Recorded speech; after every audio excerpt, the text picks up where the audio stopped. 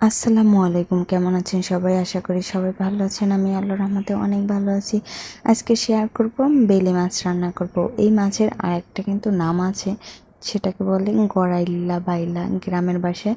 আসলে আমি অতটা সঠিকভাবে জানি না, কিন্তু আমার বিয়ে হওয়ার পরে শ্বশুরবাড়ি এসে জেনেছি। তারপর আমি প্রথমে মাছটা ধুয়ে নিয়েছি, নিয়ে হলুদ লবণ দিয়ে ভেজে নিয়েছি। তারপরে এই যে সব কিছু কষিয়ে নিয়েছি, তার ভিতরে আমি মাছগুলো, ভাজা মাছগুলো দিয়ে দিলাম। তারপরে এই যে আমার মাছগুলো কষিয়ে নিচ্ছি। আসলে কি, আমি কিন্তু আপনাদেরকে রান্না শিখাচ্ছি না। আমার বাসায় আমরা ফ্যামিলিভাবে যেভাবে রান্না করি সেটাই আপনাদের সাথে শেয়ার করি। আর আমি কিন্তু রান্না আপনাদেরকে শিখাচ্ছি বা শিখাবো এরকমের কিছুই না, কারণ আমি এতটা রান্নায় অভিজ্ঞ না। ঠিক আছে, আমার রান্না করে আমার শাশুড়ি, আমার আম্মু। আমি ওভাবে কখনোই রান্না করতে পারি না। জাস্ট আমরা বাসায় যেভাবে রান্না করি সেটাই শেয়ার করি। হয়তোবা অনেকের কাছে ভালো লাগতেও পারে, আবার অনেকের কাছে ভালো নাও লাগতে পারে।